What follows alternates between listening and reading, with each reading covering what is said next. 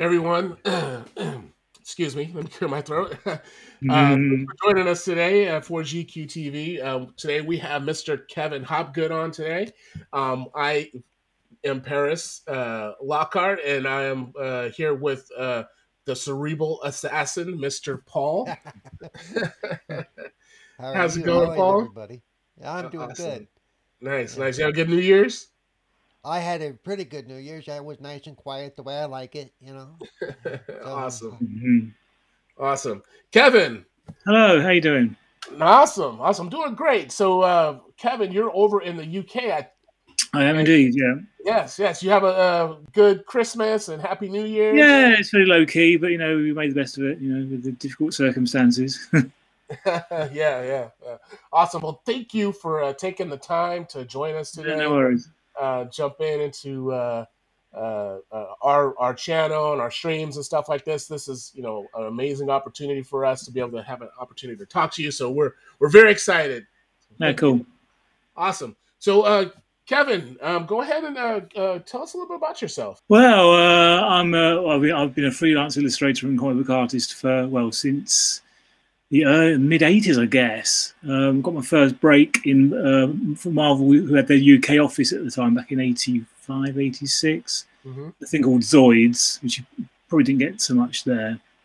And I worked on a thing called G.I. Joe for them, which is our version of it was called Action Force, which you might have seen. I worked on 2000 AD for a few years on Judge Dredd, and a thing called Night Zero we co-created for 2000 AD. And then I got the big break in US comics when I got asked to do samples for Iron Man. I met the editor, Nel Yomtov, at a comic convention in London. It must have been back end of the 80s sometime. It's all hazy, I'm afraid. But yeah, I met him. He seemed to like my work. I got a gig drawing a Deathlock story, actually, supposed to did for Marvel, with Len Kaminski as the writer. Mm-hmm. So I did that, and then I did a fill-in Iron Man, and they liked it, so they offered me the regular gig. So I did about, I think it was about two and a bit years as a penciler on Iron Man. Mm-hmm. All in all, yeah. During that time, we co-created War Machine and Hulkbuster, which is kind of cool. We didn't really know how popular it would become, but it's still around now. So I did something right there. Awesome. Yeah, you were saying that you're the co-creator of War Machine. So, like, how did that come about? Well, it's early on in the run we did, actually. I think it's the second or third story we and Len did together. It was basically, the story was Tony Stark is, as far as the world knows, Tony Stark's dead. Although he's really on ice, he's been recuperating from something or other. I can't remember what it was. He was out of commission for a few months. Yeah. And I was asked to design some armor that would be basically Iron Man but cooler, was the brief. So we knocked around a few ideas. We came around with the black and silver color scheme, and also basically made him into a walking tank. They just strapped loads of guns and missile launchers and everything onto him. And it was a real blast to draw, actually. It was the first issue, and I thought, oh, this is something here. I've not seen this in Iron Man before. And yeah, it seems to hit a button. So it's kind of a 90s thing, with big guns with everything at the time, so it was kind of in good company there. But when I saw it in the movies, I was really blown away because they did it just how I imagined it. I was really, really pleased. That's cool. Awesome. Yeah. Paul, you have anything on War Machine you want to ask? I was just going to say, I love it. Yeah, look, there's a Disney Plus show coming up called Armor Wars, which is War Machine is going to feature quite heavily, and so I'm really looking forward to seeing that. Oh, that's that's next year sometime, I think. Yeah, well, this year now, actually, isn't it? Yeah, 2020. Yeah, we're all excited for that on Disney Plus. But for you to be able to come up with that idea and co-create such a character that spanned so many years. I have a ton of Iron Man comics, and then when War Machine came out, I was like, "Who is this guy? This is a black Iron Man. This is impossible, right?" I was like, James Rhodes, it was just like, "Oh my gosh, this is just awesome." And then I kind of like the way Len wrote the interplay between Rhodes and Tony Stark as well, because it's kind of like his conscience kind of thing. Yeah, Yeah. that's kind of cool. Yeah, he was like the All cool turning out on now and again, you know. Yeah, then he had to take over for Iron Man. when That's Iron Man why Tony Stark was a dead, you know, again. Yeah, yeah, so he was a standing Iron Man for a couple of issues. yeah. He was Iron Man, and then there was the West Coast Avengers where he Yeah, exactly. yeah. That was awesome to be able to have that happen during that time. Yeah, there's loads of Iron Man, well, War Machine and Hulkbuster toys out, which is kind of nice for me. I'll get money for them. Buying the toys, you know. Yeah. Awesome. Buy the toys, people. Buy the toys. Yeah, exactly. So when you heard War, really was, yeah. And and also I'll get money for that as well, which is nice. but something that also, more important, I get a credit on the back end. So that's quite good. There you go. The more War Machine, the better. Yeah.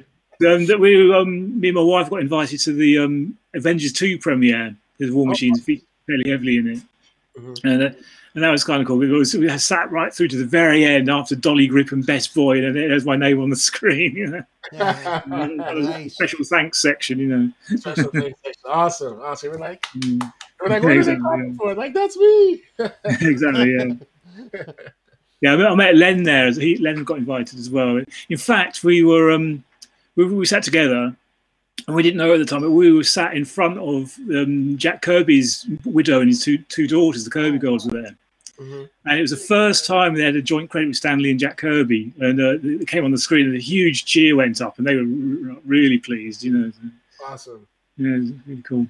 Yeah. I love it when they do that for some of the creators of. Yeah, they are getting better at it. They didn't used to be so good, but no, I think since Disney took over Marvel, they've been a lot better, I think. Yeah. It's been great to see that happen and to witness it, and then like growing up as a Marvel fan, you know, and then it was all on paper, and then cartoons and stuff like that, animation, and then next thing you know, it's the movie. Yeah, in fact, I caught one of the old Iron Man animated shows a while back from the 90s, and it was my design for the. Do you remember the what's the name of it? I can't remember what it was called, but is it the modular armor? You remember the modular armor? Uh-huh. But it had attachments where you could snap things onto, and the modular armor was used in the cartoon show. So I was really chuffed by that as well. Yeah, yeah, it's nice. You could do so many things with the Iron Man and War Machine armors and stuff. Yeah, it's kind of cool. Well, we did the Hulkbuster as well, and I was really chuffed with what they did in the movies as well. That was. Oh, nice. I threw the ball and they just picked it up and ran with it. It's great. Yeah, the Hulkbuster and what is that? Avengers, the second Avengers movie. I think so. Yeah. Nice. Yeah, I was excited when I seen that. I was like, oh my gosh. I love the bit in the film where he's smacking the Hulk with his fist repeatedly, and he's just going, "Go to sleep, go to sleep." Go to sleep. Yeah, exactly. I gotta say, the Hulkbuster. Yeah. Put on that Hulk, beat that crap out of people. Yeah.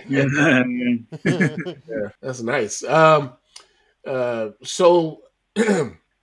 How long have you been in the industry, in the comic industry? Well, I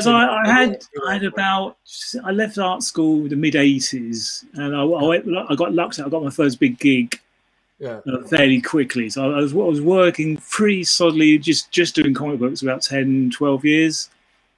And then I do remember in the '90s, the big comics recession, and the sales just plummeted. You used to do. You did quite got a reasonable page rate from Iron Man, and then you get the same again royalties because they're selling that much, and then suddenly the royalty check wasn't there. I rang up and I was, oh, where's my royalty? Oh, we ain't made the sales this month. So I kind of saw the writing on the wall. So I made a sideways move for a couple of years. Went into computer games for a bit, and then I went. I did that for about 3 years, I think. And I got an offer from that. I was offered a thing with Games Workshop, Warhammer. They do a bunch of comic books, and they sort of tempted me back to going freelance again. But there wasn't quite enough work with them to sort of keep me going. So I started to do lots of children's books, illustrated children's books, and what have you. I've been doing that ever since, really, sort of mixing up the comics with children's illustration. Mm-hmm. Yeah. So, yeah. Whenever I get asked to do comic books, it's all I get a warm glow of nostalgia, you know. Right. Right, yeah, the comic industry is sort of that ebb and flow. Where it's like, oh, I'm good. Yeah, it really does. Yeah, I mean, I did a thing recently with a guy. He's a guy in LA who's a film director, and he'd had his story's been with him for ages. Did a thing called Blowback with him, which is you can now buy from Amazon. Google it. Awesome. Yeah, that's cool. So you're doing. Actually, while I'm here, I'll plug something I've been writing myself, and I've written my first novel, and it's called Dead in the Water. And if you go to Amazon, go to Dead in the Water, Kevin Hopgood, you'll find it. So that's for sale as well. Awesome. Yeah, we'll definitely. It's a comedy crime caper. Nice. Well, you heard it here, folks. Yeah, exactly. We'll be sure to add a link to that. One of the other illustration work I've been doing, I've heard, NFTs, Nifties. Yeah. I've been doing some work for a company, got guys doing those recently, which is keeping me busy. Which I find strange because they're collectibles, but you collected them, you don't actually have them, on your screen. I don't quite get it, but they seem to be popular. So. Yeah, they're very popular right now. Maybe we can have you do some War Machine and Iron Man Hulkbuster NFTs and get those out there. All right. I think Marvel might have something to say about copyright. It's better by her word. Yeah, they're like, hold on. Yeah. Disney be knocking on your door, the house of mouse, going, excuse me. Yeah, no, exactly.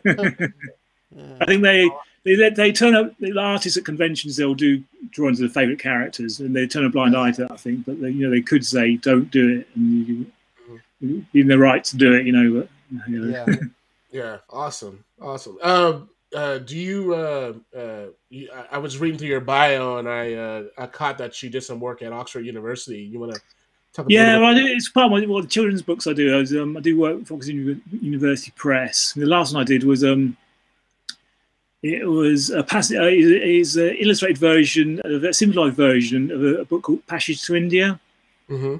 And it is basically to get kids who don't really need to read and get them into reading. So it's sort of a simplified version, and it's heavily illustrated to get kids into reading stuff. Yeah, so that's one of the regular things I do for them. When I was going through school. Yeah, it's that kind of stuff. Yeah, that's exactly what I read, and so I got into the stories that way. Yeah, I mean, there's all classic stories I've been illustrating. Yeah. So I love the fact. Cool. Yeah, I've done a thing called American publisher called Abdo Publishing, which they're quite small, so you may not have heard of them. But I did a series of books called The Invisible Six. It's kind of like a G.I. Joe story. It's a special ops team. It's quite a nice little package. There's 6 books of them, and it's quite a nice little package. Give that a plug. Nice. Yeah, we'll definitely have to get all the links to those so we can plug those, because that's done a lot of good stuff over the past. Well, touch wood, don't keep him busy. Yeah, right. I was thinking about some of your comments about War Machine and how you've took that ride and things like that. But now, when you were working on some of the other, like, your personal things, did you have to make decisions on okay, I need to work, of course, to pay the bills? And I mean, I do side projects, but it's always juggling between getting some money and taking a punt on a side project, Yeah. So I do like to have, in fact, because I've been writing more recently. I've been writing my own project, which I want to draw up, but it's going to take a long time, So I've got to juggle it with stuff that pays the bills, Yeah. So it's a situation not of illustrators and writers, really, actually. Yeah. Do you have any thing that you in the past where you've been trying to figure out, sort of like, I really want to get my own personal stuff out there, but I have to continue to pay the bills, things like that? Or have you had an opportunity to, you're doing it now, but in the past, were you just like, okay, I have to wait a little bit? Well, I've only really started writing my own projects recently. Basically, I spent all my career working for other writers' work, right? And I just wanted to see if I could write myself, basically. And I'm finding that a lot of my work tends towards the humorous. Yeah. So I've been I've got a sort of sword and sorcery project, which is basically going to be a spoof sword and sorcery movie, which I'm not going to plug it because I haven't done it yet. But I've kind of written it, but I'm now sort of in the process of doing a second draft. Mm-hmm. But yeah, I do have a publisher for it, but I probably wouldn't get a great deal of money for it. Right. Yeah, you gotta. Yeah, it keeps me interested anyway. Yeah. What are some of your favorite moments of your career? Some of the highlights. Well, it's got to be, because I was a big Iron Man fan, even when he wasn't that fashionable. He was one of my favorite characters, because I never quite understood with comics. The guy gets a superpower or something, and then he puts on a costume to fight crime. I think, why would you do that? I wouldn't do that. Whereas with Iron Man, it's like a science fiction story. I could sort of, in my brain, it became more plausible, I guess. So I was a huge fan of the character anyway. And then to get asked to draw it, because one of my favourite artists was a guy called Gene Colan. Do you remember his work? His run on Iron Man was all I found quite inspirational. Okay. So that, and when we saw how War Machine came out, was getting received, I thought, yeah, this is cool. Awesome. Hey, do you?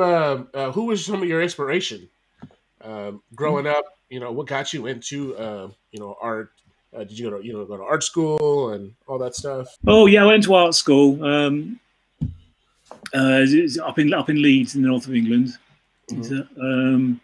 And in fact, they weren't that encouraging about comic books. I told them I was interested in comic books. It's always really difficult, hard to get into, lots of hard work. You'd probably be better doing something else. But I ignored that. Yeah, I eventually got there. Nice. Who are some of your favorite artists of all time? I like these. I grew up with the sort of 60s and 70s Marvel artists. Jack Kirby, obviously. Gil Kane, I'm a big fan of. Gene Colan, John Buscema. All those guys. And then going back before them, I discovered later people called Al Williamson, Vern Hogarth, Russ Manning. Mm-hmm. Yeah, but basically any cool stuff, I'm there. Nice. I tend not to buy so many comics these days. But if I do it, I'll wait until they're coming in a collected graphic novel and then buy them. But one Christmas I discovered Saga. Do you know the Saga comic that Image do? And I really liked it. So I just bought a whole 10 of them for my. First time I had got an iPad, so I just filled up the iPad with this. And I liked it so much I bought the graphic novels when they came out. Yeah. Are you a big fan of sort of like the digital age that they're doing, as far as like they're taking the comics and they're throwing them like Marvel Unlimited and stuff like that? I'm not familiar with what is that? Also, Marvel Unlimited is basically they took all the comics, a lot of the like 28. Oh, they're all online, yeah. Yeah. I think that's cool. In fact, my stuff's online now. It's still out there. I do get a small royalty from them now and again for the digital stuff, but it's quite small. But I think it's good because it introduces kids to all the backlog of stuff, and they'll let them discover it all. Because the prices for some comics, the rarer ones, kids can't buy those. Yeah, it's cool. I discovered Marvel comics in a black and white reprint called Tornado, I think it was, and it was frustrating because it was about a year behind all the American stuff, so we were always a bit behind. And also when I discovered American comics on the newsstands, I thought, wow, this is great. But I wasn't following the stories because it's all a bit disjointed, I always wanted a zip code. I wanted to buy those spider monkeys and submarines and stuff. If I only had a zip code, I'd do it. Judge Dredd, what got you? What brought that on? I mean, like that's you're doing Marvel. It's funny enough. My son's brought over for Christmas. He bought me the collected editions of the first I think it's first 50 or so issues of Judge Dredd. Mm-hmm. It's really interesting to see now how it developed, because initially the character was half formed, and then the artist kind of sort of brought it together, and the writers finally got a voice for him. So I've been looking at that over Christmas, and it's quite cool to see how it all developed. Yeah.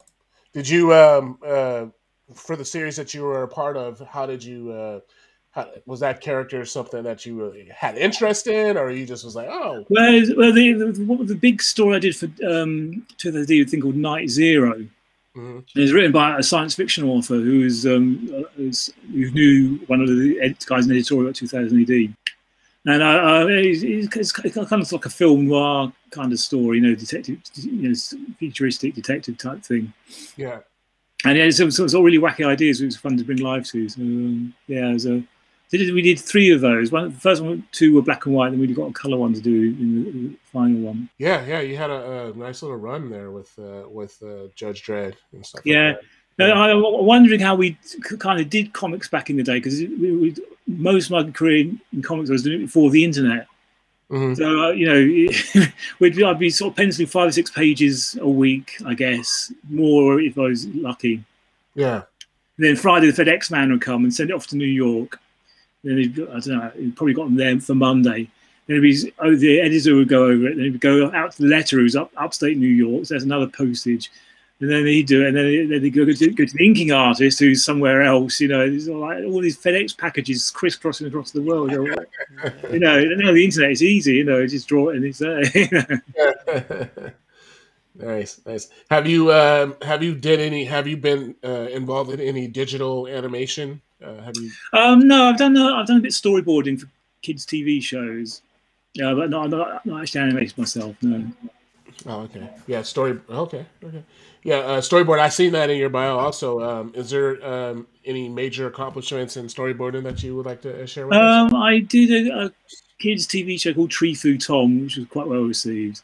Mm-hmm. 3 or 4 issues of those. That's the major one, storyboard thing, I think. Yeah. Okay. Nice. It'd be quite good fun to get to storyboard War Machine, but they haven't asked me yet. Yeah, just send Kevin Feige an email. Yeah, I'll write on speakerphone.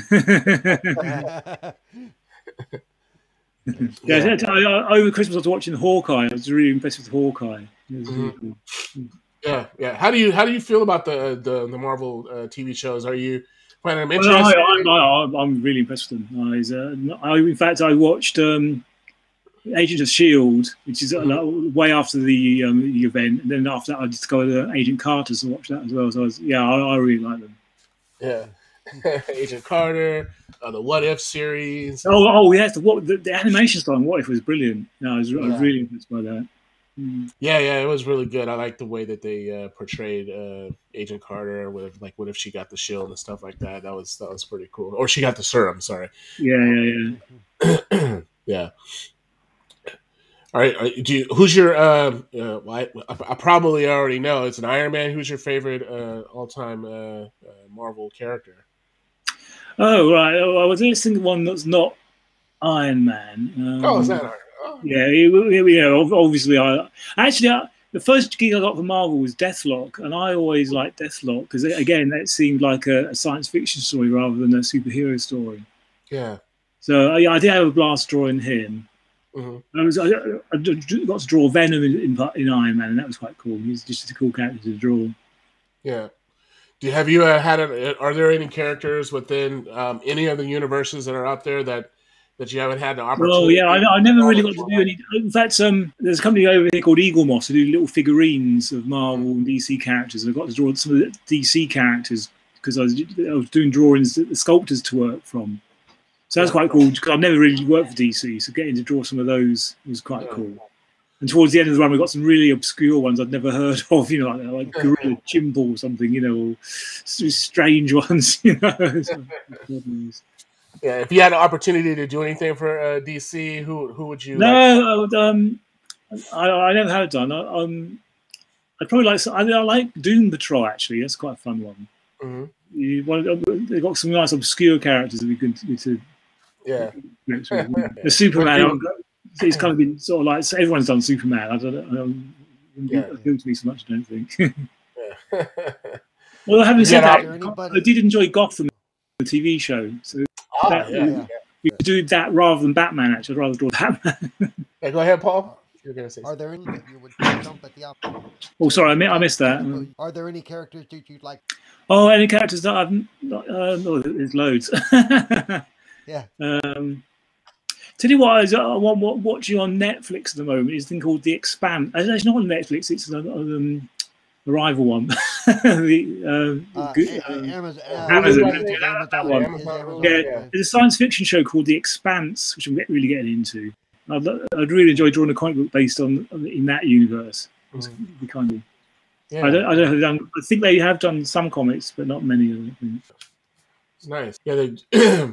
Also, there's a thing called The Witcher. I've just discovered that's quite cool. Yeah. The Witcher has to be in video game nerds. yeah. But I hadn't heard it. My son said, "Oh yeah, he's a video game this dude." Yeah.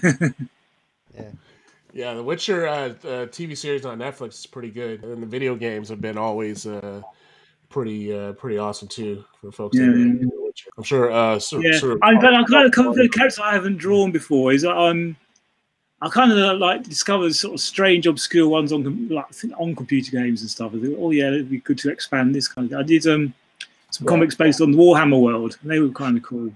Mm-hmm. So, they sent me all the little figures, so there's figures to draw from. My studio's full of them. Yeah. You did Warhammer. Was it Warhammer 40,000? That's right. Yeah. Oh, I did Warhammer with the fantasy one and the 40,000. Yeah. Awesome. Yeah. It seems like you've been touching all sorts of things: video games, figurines, comics, and storyboards. Yeah, well, try to keep occupied. Yeah. So when you dive into what when you're going to be working on a book, are you like type of artist that just shuts down the rest of the world and you're just in there and you're just focused and you knock this stuff out as quickly as possible? Yeah, I've got a studio away from where I live. It's about a 20-minute cycle from here. Yeah. And I go there. It's like a regular art studio. I go in there. It's like a job. It's a job. Yeah, but I try not to work evenings and weekends if I can at all avoid it. Because like having something approaching a life. Right. Do you find yourself more busier now or than in the past? I'm not sure it's related to COVID or not, but there's been a real downturn this year. Yeah. No, but I had work, but I could have had some more. Right. I don't know if it's related to COVID or not, but I've noticed it. Yeah, I've heard throughout the industry, there's been like a lot of cancellations, like series. Didn't they just shut down during COVID? The height of it, didn't they just shut down the offices and they didn't do any comics for a month? I'm making that up. I'm not sure. I could look and see, but I'm not totally sure. I remember reading some talk on the internet about, but basically all the artists were told, don't do anything for a month. We're not doing anything. Oh. Doesn't help when you got bills to pay, Yeah. COVID's been such a huge impact on just the world and everything. So it's always interesting to see. Hopefully, we get over this and everything gets back to whatever our new normal is going to be. Yeah, the new normal. Yeah. Is there anything that you're working on right now that you would like to share with us? Well, I'm doing these thing called NFTs for a thing called the company called Ultra Rare, and they're doing a thing called the Horrors. So if you Google the Horrors Ultra Rare, you'll find them. That's my latest project. It's quite basically it's doing digital trading cards. So it's trying to get the same kind of buzz, the Garbage Pail Kids and Mars Attacks cards, Yeah. Yep, digital. Yeah, but they've got quite neat ideas. They've written a little story. It's not a huge story, but it's about 48 frames in it. Uh-huh. And each frame we're doing is a collectible card. Mm-hmm. So you buy a pack of 10 or a pack of 25, I think it is. Then you sort of, to make up the story, you've got to get ones you haven't got. You've got to trade with your mates or track them down on Atomic Hub or whatever, But I don't know. It's early days yet, so if it takes off, but it's kind of cool to work on. Yeah, nice. Yeah, that's another way to get art out there. Yeah, a lot of people seem to be doing it. So yeah. Yeah. They've got the good guys who created it. They got no print overheads, So, well, although we were planning on for collectors who buy a lot, prints up an actual physical copy of it via print on demand, and then there'll be a little printed thing out there rather than just something hanging in cyberspace. Awesome. Hey, are there NFTs that you're working on too, or what? Sorry. NFTs. NFT is a new buzzword nowadays. So yeah. There's a series called Beasts and Butchers, which is a story we're working on, and there's a thing called The Horrors, which they've done a load of. But now we're doing some more, another drop they call it. Yeah. So the two guys are into it. They're all into their horror, so it's all horror based stuff. So it's quite good fun. So I never really drew any horror comics, so it's quite kind of cool. Nice. Well, it's a new beginning, right? Well, let's hope so. Yeah, we're interested to see what happens next year. Actually, it all takes off or not. Yeah. Well, NFTs are exploding. People are buying them and stuff like that. So yeah, I'd say there's I've seen some really silly prices as well. The initial drop, you might get it for like $1 or whatever, and there's sort of like they're getting 3-4 figures. This is mad. Yeah. If it catches on, if it gets popular enough, people will. If they want it, they'll go out and buy it. Yeah, indeed. Yeah. There's no end to it now. It's just like I think. It's no longer sort of one of those things where it's like, it may be successful. It's like people are out there buying this stuff. So yeah. The guys who I work with at Ultra Rare, they're sort of working hard to build an audience, and they seem to be managing it. So it's cool. That's nice. Yeah. Well, much success to you in the NFT space. Well, thank you. We'll have to catch up with you and see how you're doing on some of the new stuff that you're working on. Cool. Yeah, we'll be sure we'll put all your links in there. If that screenplay gets done, we're going to want to know about it. All right. If one of your NFTs turn into a movie or to a TV show. Yeah, that would. Yeah, it will happen eventually. It'd be quite cool to be the first one to go from the NFTs to a movie. I still think the real business are the comics or movies to me. Yeah.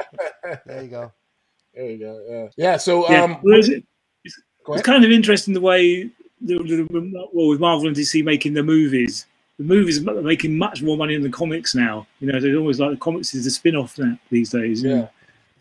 Well, it's good to see that the movies and TV shows are using the actual source material from the comics and stuff like that. They're not totally. Sorry, I missed that. You cut out there.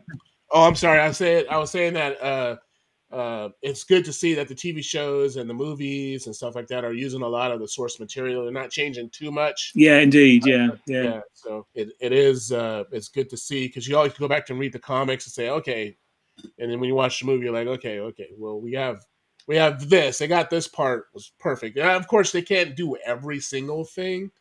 Well, so some things just won't. They can't translate it from comic book to live action because it looks stupid. Yeah. Right. They're like, what is this? What was the comic? So they got to taking the initial concept and then making it work. The live action is a skill, I think. Well, yeah, because you have to have dialogue. There's a lot of dialogue in the movies and TV shows, and in the comics, you can write sort of a few sentences here, a few sentences there, and then it turns to the book. So this is great, because you also got to tell a story. It's the art of telling stories, and a comic. Well, it's all storytelling in the end. Yeah, it's nice. What else? What else going on with you in the industry? You let us know sort of some of the things that you're working on. Also, I've been wanting to ask folks this: like, what do you think about the state of the comic book industry today? Well, it's not nearly as sales are sort of like really nosedive since I was in it. When I was drawing Iron Man, we'd be doing 200,000 a month, and that was an average selling comic book. Right. And now the top one's doing about 40,000, I think. So the sales aren't there. Yeah. In fact, when I got out of comics in the 90s, I thought that's it, it's game over. There won't be any comic books, but they seem to be hanging on there stubbornly. Yeah. Yeah, but I think the most interesting stuff's been done with independent publishers like Image and what have you. So, I tend to be buying their comics more than Marvel or DC, just because it seems to me the superhero comics, the good story has been told already. They just got to go round and round a bit, you know what I mean? Yeah. Yeah. Right. So I think what things do I like? I'm terrible now. I've got terrible memory now. There's things I like. I can't remember what it's called. There is stuff out there interesting stuff to be found there. You've got to dig a bit harder these days. Yeah. I like what's going on in the indie field. I'm glad that some of the comic book artists and some of the folks that are creating their own characters are having the opportunity to get their stories out there. People are picking them up, buying them, and stuff like that. So, much congratulations to those folks that are out there doing it. It's a long road to toe. So yeah, it certainly is. Is there anything else that you think about in today's state of the industry that you'd like to share? Well, I just worry that the movies will take all the good ideas out of comics and then just leave them there like a husk, there's probably a few more years of cool stuff left, but you start scraping the barrel for the lamer characters, and it's all game over, dudes. Because they're taking a lot of stuff out of the comics, and they're sort of like and also I think comics these days are just too expensive for a lot of kids to buy. You read them in 10 minutes, and it's sort of like $5. The maths doesn't work out for me. I'd rather see it as like crappy paper in black and white, but cheaper. Myself. And then maybe do a nicely produced graphic album at the end of it. Yeah. Well, hopefully it gets to a point where it roars back and it's steady for people who actually But digital, everybody wants everything on digital, so I'm glad. Yeah, my sons got heavily into manga. I think there's one called Bleach they were really into, but they used to get them online, and they were free, so they never paid for it. But they really liked it, but they're not going to pay for it. So they didn't quite know how the economics worked. Yeah. Marvel Unlimited. I think. What does DC have, Paul? What does DC's? DC has, but even some of their really the hard copy books. So in doing that, because I used to have, and things are. I was there for the shift. Digital has kind of brought it back, like with War Machine, sure, people like was introduced. And because that's kind of what I. So. So I think they, in this sense, NFTs may work up. People like you, the artist, they're high. And if it goes up in value, more power to you. Yeah, that's a good call up. Well, that's interesting, right? Yeah, we've been talking to various comic book artists and colorists in our channel, and we've been, it's been consistent across the board. Trying to, it was a struggle to break in, and once they got in, they rode the wave, and then it's sort of like it's this weird sort of dynamic now. It doesn't seem. It used to be back in the day. It was like a job for life, and it doesn't seem like it is that now. You've got to be flexible and do other stuff. It seems to me. They're into digital. They're into ink drawing still and coloring and all that stuff. But some of them they're doing it all. They're doing the inking, the coloring, and everything, right? And they're not just focused. Well, computers make it easy to do that, because I used to do my own lettering and my inking and coloring. And I could do that with markers or an airbrush back in the day, but my lettering was lousy. So I never tried doing my own lettering. But now anyone can do it, really, which is kind of a bit de-skilled it, really. But I can't like it because I can figure out where the word balloons are going to go before I put effort into drawing the panels. Nice. So. Is there any other when it comes to that, like when you say you're getting into more writing now? So are you going to be doing? Are you doing the in the entire gamut. You're doing the writing, the coloring, the inking. Yeah, well, I did the thing called Blowback where I actually worked with a colorist, a guy called Charlie Kirchhoff. But the guy had the script, and I penciled it, inked it, did the lettering. Charlie colored it. This latest thing I'm doing is I'm going to be writing it now. I'm going to be doing the whole thing. The aspiration is about 120-page graphic novel. I think I can do it in a year, just about.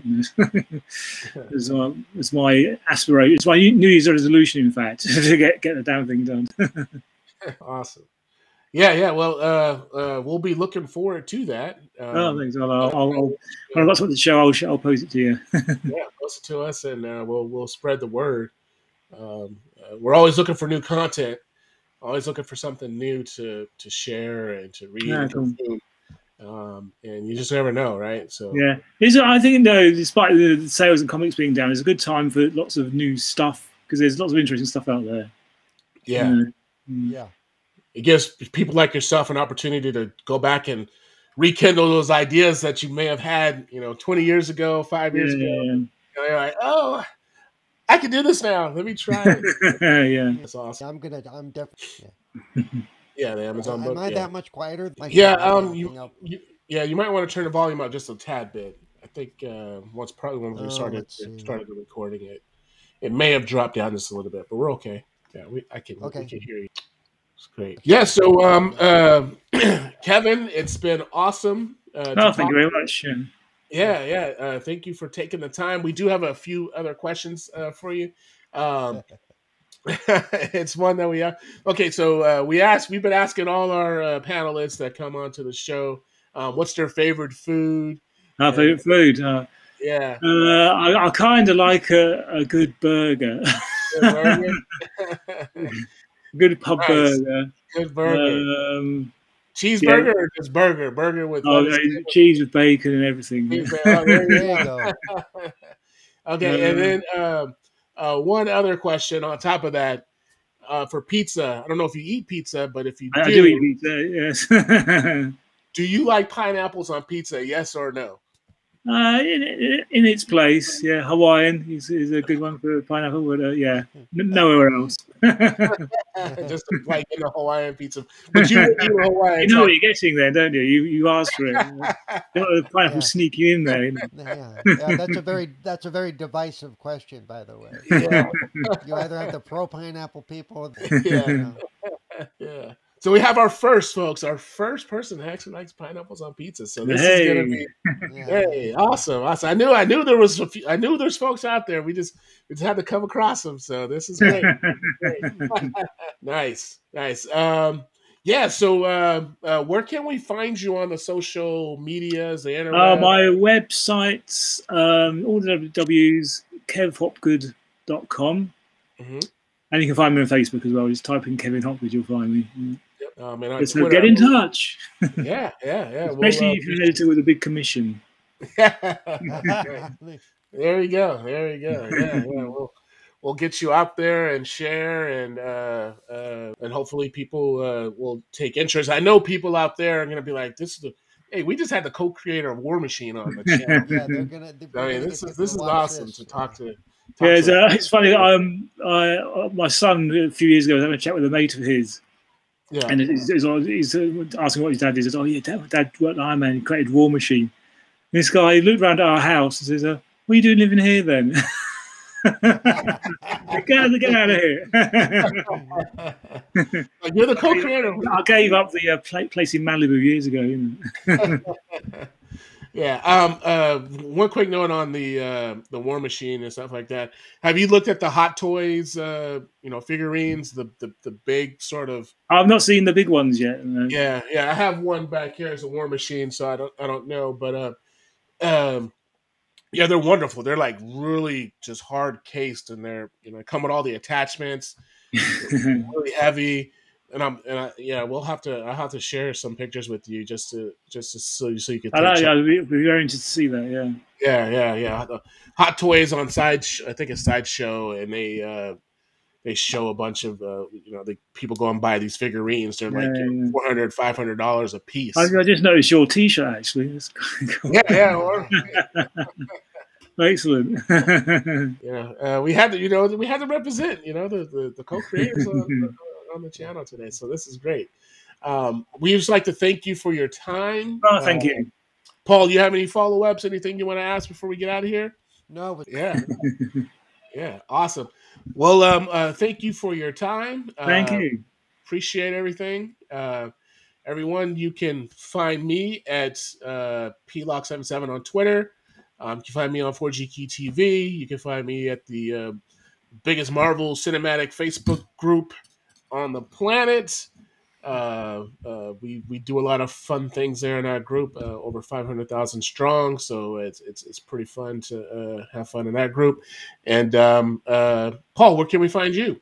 Nice. Paul is our resident superstar. So awesome. All right, everyone. Thank you for tuning in. And, thank you very much. We'll catch you next time. Cool.